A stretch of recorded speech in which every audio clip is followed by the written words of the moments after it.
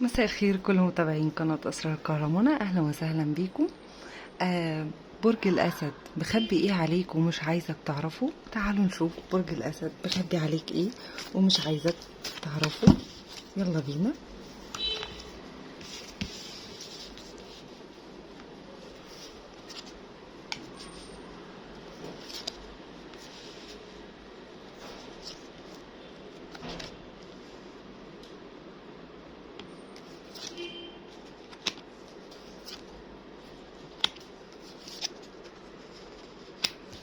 تمام.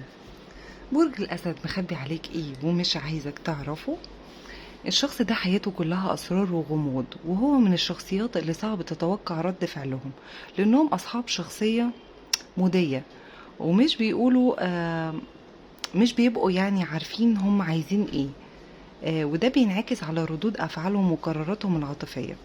قراراتهم بقى العاطفيه سريعه قوي، او مشاعرهم وعاطفتهم بتسوقهم في العلاقه. بس هو شخص متردد، وفجاه بيعرف يواجه نفسه ويفكر بعقله، ووقتها عقله اللي بيتحكم، على عكس البدايات اللي كان فيها تسرع. برضو النهايات بتكون فيها تسرع شديد، ما بيفكرش، بياخد قرار بسرعة. الشخص ده مر بتجارب كتير ووجعت قلبه، وعشان كده بقى قاسي القلب شوية وبيحاول يتحكم في حياته.